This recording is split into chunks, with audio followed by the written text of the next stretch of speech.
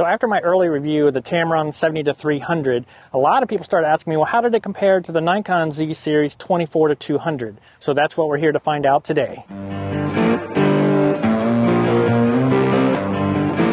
So anyone that's been watching my videos for some time knows I'm a big fan of the 24-200 lens from Nikon. It's a very versatile lens. It's a good walk-around lens. If you're just wanting to keep your load light, you can put this on. You have focal length from 24-200.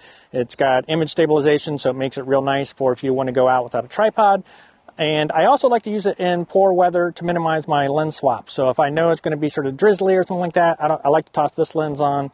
And that way I don't have to swap my lens very often because I have that dynamic focal length range from 24-200, which is just very versatile. But then came the Tamron 70-300, which starts at 70 millimeters, so you lose some of that, wider angle focal length, but it gets you out to all the way out to 300 millimeters, which is really great. And I've done an early review of this, and it was a pretty solid lens. I've still been using it. There's been some questions about softness in the corners, and I've been getting a lot of questions of how does this 70-300 from Tamron for the Nikon Z series compare to the Nikon 24-200 as far as image quality. So that's what we're going to try to find out today. So we're going to do a real-world test of that shared focal length range from 70-200 between the two lenses. I'm going to sort of take a real-world approach. This isn't a super lab technical review, but we are going to do two tests. First one is out here. I came out to this historical village. I've got this nice textured wall, and I'm going to take the two lenses, the 24-200 from Nikon, the 70-300 from Tamron, and I'm going to shoot them at varying focal lengths between 70 and 200 in various apertures. Then we'll take those images back to the office and we'll be able to compare them and see what we think the edge-to-edge sharpness is of those lenses and see what else we can learn about those two lenses. So that's going to be the first test, shooting against this textured wall. The second test is we're going to take these two lenses out to more of a real-world application where we get a little bit of foreground, midground, background, a little more natural elements. We're going to do the same thing, shoot between that common focal length, 70-200, and shoot various focal lengths and apertures on those two lenses and see how they compare once we get those images back home. So let's get set up to do our test here, and we'll do test one and get started.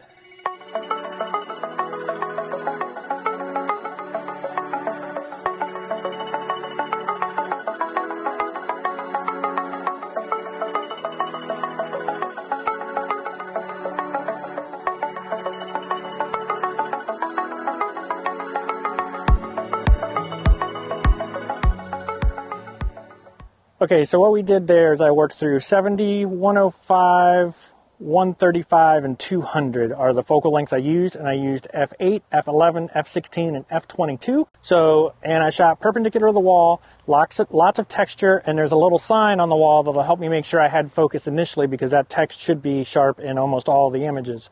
So, worked through that series of tests on both lenses, the Nikon 24-200 and the Tamron 70-300. So once we get back to the office, we'll pull those images off and we'll do a comparison. But before we do that, we're going to head out and do test number 2, which is going to be more of the real in the field type test, a little bit of foreground, midground, and background. And we'll do a similar set of tests there. We'll follow along as I do that. And we'll take all those images back into the office, pull them off the camera, and we'll sort of pixel peep and see what we can find about the sharpness between the Nikon 24-200 and the Tamron 70-300. Okay, so we're out here to do my second test to compare the Nikon 24-200 to the Tamron 70-300. This is not my first choice, but there's a little bit of breeze today, and I went to my first choice, and just there's too much foliage moving, even the small branches are moving. So I've moved into the woods and much more shelter from the wind, so we'll be able to avoid that. I'll keep an eye on my shutter speed, sort of keep it up for this test. But what we've got here is we've got just a scraggly woodlands out here, and we're going to shoot the 24-200, and we're going to do similar to what I did against that textured wall in the first test, and that's going to be we're going to take 24-200, shoot it at 70. I think we did 105, 135, and 200, various apertures through those as we work through it. And we'll do the same with the 70-300, and then we'll take those images back to the office, pull them into the computer, and we'll take a look at some of the sharpness. Now, some of the smaller twigs could get a little out of focus just in case I miss a shutter speed, but I'm counting on the tree trunks to be a good example because those shouldn't be moving even with a little bit of a breeze, and that's what we're going to work on from there. So we're going to get set up, start with the 24-200, work through those focal lengths, and we'll compare those images back at the office.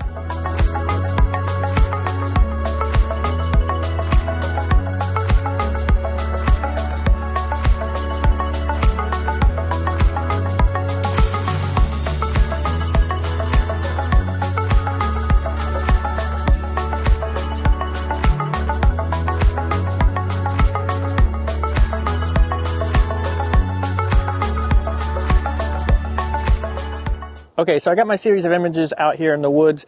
I think I was fairly sheltered from the wind, so I think that'll be good. When we do analyze these images, we'll be looking at the tree bark more so than the little limbs and things like that, just in case there was some breeze that I missed or didn't get the shutter speed quite fast enough on some of those cases. So we're going to pack up. We're going to take these images back to the office, pull them into the computer, and then we're going to start taking a look. We'll take a look at the test 1 images of where we photographed that textured wall, get an idea of what was going on there, and then we'll take a look at the second series of images in the woodlands here, which was probably a little closer to what you would do out in the field. So we'll see you back in the office. Okay, so we're back in the office now, and I've pulled the photos off the camera from the 2 tests we did, and I pulled them into Lightroom, done a little bit of organization just so that I have the focal lengths matched up, make it easy to compare here in Lightroom to take a look at that image quality, that sharpness from the 2 lenses. For the 24-200 lens, I have marked it in green, color-coded it as green in Lightroom, and then for the 70-300, I've color-coded it as blue. And for that first test, remember, it was that flat textured wall, and I shot at 70, 105, 135, and 200, and I used various apertures through there too, everything from f8 to f11 to f16 and f22. So we're just going to pop here in the Lightroom and take a look at some of those images. We're not going to check out every single one, or this video would go too long. Really just going to sort of spot check some. I'll check at a couple different apertures. I'll probably look at like 70, 135, 200, but we'll see how it goes as we go through here. So let's jump here in the Lightroom and let's take a look. So first one up here is, currently I have it to fit. We're going to look at these at 200% just so that we can see the corners, and we'll look at the center and the corners and everything. First one's at 70 millimeters and f8. So we're going to pop in there. I'm going to select those 2. Pop into here. So down here at the green, this one on the left is the 24-200 millimeter lens. This one on the right is the 70-300 Tamron lens. And we're going to go ahead and zoom that into 200%. And let's go ahead and first take a look at the sign. So what I photographed, it was a historical village, so they have these little plaques that tell you a little bit about the building. And I thought that would be handy so that we had a little bit of text in there. It's not always right up against the corner, but it sort of helps you see were things in focus for the test. So I thought it was useful. So pop in here, look at the 2 fairly close. You know, even right here, I almost think this Tamron's a touch sharper here on the right, even in the text. But let's bounce around again. This is the 70 millimeter shot, f8. Come up over here. So what we've got is we've got this edge here in the 24-200 and this edge here in the 70-300. And I actually think it's just a touch sharper over here. Yeah, I sort of think that's just a little sharper over there. Let's bounce up over in the upper right corner. And let's see. So we got this nail hole right here, and then these marks in the wood. And I'm actually sort of thinking the 70-300 is just a touch sharper in this. And here, this one seems a little closer in this corner. I might still go a little towards the 70-300. Just sort of interesting to see. But let's jump in and take a look at f16. Let's compare these 2. Again, green dot, 24-200s on the left, 70-300s on the right. It's got the blue color. These are pretty close to the same. Again, what this is, 70 millimeters, f16. So let's jump up here into this corner. So here's the line that's similar. It's got the little white spots right there. I would say these are nearly the same as far as sharpness goes. Not really an advantage to one way versus the other. Again, that's f16. So let's just jump in here at the 70 millimeter f22. I'm sort of expecting the diffraction will start to come into play here, and sure enough, I would say both these have a little bit of fuzziness to it. However, in this case, I shot at f22, and that's where you start getting diffraction because you're sending that light through such a small aperture that it sort of introduces some fuzziness. This is sort of what I would have expected at f22, especially from these lower cost lenses. Obviously, if you're paying $700, $800 for a lens, it's not on the caliber of, say, the $2,800, 100 to 400. So I would expect some diffraction issues here, and it looks like we have them. I would say, with that said, they're both fairly consistent. So let's jump over to the 135 millimeter focal length. We're going to go ahead and take a look at the f11 aperture on this, and we'll do a little comparison. Again, we're looking at these at 200%, checking the corners. Let's check the sign first. So correctional. I feel like it's sharper on the Tamron right here. Tamron's on the right. It's the one highlighted in blue. Let's check those corners. And here's the same crack in the wood. And I'll tell you, 135 millimeters f11, and I think the Tamron 70-300 is outperforming the 24-200. Let's go pop a look down here at this corner. Let's see what we got. And here we are out here at the edge. And look, I would say that's better. Let's check dead center.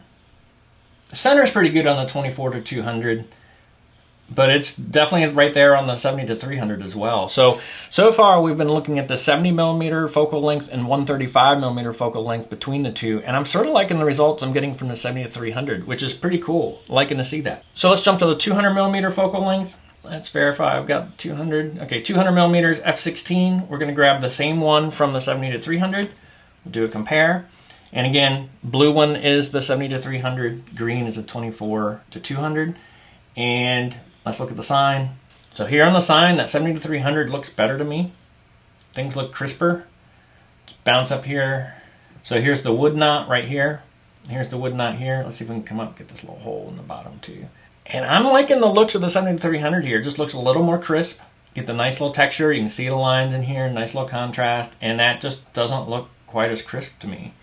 Let's bounce down here to the lower right corner. Got another little nail hole to sort of compare here. I mean, it's a little soft here on the 70 to 300, but I would say it is still better than the 24 to 200. So yeah, and let's just check dead center. So we got this hole over here, this nail hole over here, the line it goes through here. So this is the center of the image. And again, I'm going to give the edge to the 70 to the 300 here. Interesting. So I think that's good for the textured wall test. We sort of checked the 70 millimeter, 135, and 200, a couple different apertures. And I'm pleasantly surprised to see 70 to 300 is doing pretty good. If you watched my original Tamron 70 to 300 video, I started to get a little concerned about some of the softness and whether that was the leaves blowing because there was a little bit of a breeze and I didn't have a fast enough shutter speed. But then I saw some other tests that said it was a little soft, and that made me concerned, was this good or not? And so I'm actually pleasantly surprised to see this from the 70 to 300 that it's actually looking a little sharper than my 24 to 200. So that's pretty interesting. So let's jump to the images we did out in the field. This was out in the woods. It was breezy that day, so we're purposely going to just sort of look at trunks and things like that because those won't move in the breeze. And this was fairly sheltered, but just to keep things, you know, consistent there. For this test, it was the same thing. We had the Nikon 24 to 200. We had the Tamron 70 to 300, used a tripod, went through the focal lengths of 70, 105, 135, 200, and apertures of f8, f11, f16, and f22. Try to keep everything the same. So let's just dive in here, sort of the real world test. Let's, for this one, we'll do the 70 millimeter, confirm this is the 70 millimeter at f11, because it seems like so far, even just from the texture surfaces, getting into that f11, f16 is probably where you want to be. F8 wasn't too bad. F22, the diffraction starts to come in. So I'm thinking these lenses are probably a little better around the F11 range, right in that spot. It'd take more thorough testing to really dial that down, but from this glance, it looks like F11. So just to keep things sort of moving, we'll look at those F11 pieces, compare these images. So again, we're gonna look at them at 200%. And we were focusing in on this tree here in the center. Here on the 24 to 200 side, you can see the deer right in there. Trio of deer came and visited me. They often come visit me at this spot. It's not the first time they've come to hang out. They were gone by the time I did the 70 to 300. But yeah, so let's look at this bark right here. These are fairly close. This is center of the image. Focus point was on here. These are fairly close. I don't think I could call it. Let's pop up here into the corner. There's some more. Let's look at this one. So there's a tree trunk right here. This one right back through here. Here, the 24 to 200 seems just a little better than the Tamron. Bounce over this other side. Here's where this vine comes in. So yeah, so here I feel like at this point, this 70 millimeter focal length, the 24 200 is getting a little bit of an edge here. Neither what I would say are super crispy sharp. They're both have a little bit of softness to them, I think, in these corners. I would probably give the edge a little bit more towards the 24 to 200 in this particular case. So let's go ahead and jump up to 135 again. Let's take a peek here, make sure I've got the right one. Yep, 135 f16. So let's pull the Tamron one up, compare those, jump to the center of the image. So here we're taking 135 millimeter focal length at an f16. Again, green is the Nikon 24 to 200, which is on the left, and blue is the 70 to 300, which is on the right. Taking a look at the tree in the center, and here I think the Tamron starts to pull ahead. Still just a little bit of softness here in the 24 to 200. And the 70 to 300 to me looks a little more crisp. So let's take a look at that tree up here in the upper left. Okay, so here's this yellow colored leaf, yellow colored leaf. Again, a little soft up there in the corners. Even at this, I would say the Tamron is just a slight bit sharper. I think it would probably only be noticeable if you're really pixel peeping, but I do think it's just a touch sharper there in the upper left corner. Let's bounce over here towards the upper right. Let's see. There we go. So this tree right here with the hole in it, It's on both of them. And then you got the twigs and the branches. Really close. I would say both have a little bit of softness to them. Again, though, I might give the edge to the 70 to 300 from Tamron. So like if you look at this tree right here, same spot, it just seems a little bit sharper there. So again, I feel like I'm giving the edge a little bit to the 70 to 300. So let's go take a look at the last one. We're going to jump out to the 200 millimeter focal length. 200 millimeters, f/16. And I think the 70 to 300 is really starting to shine here.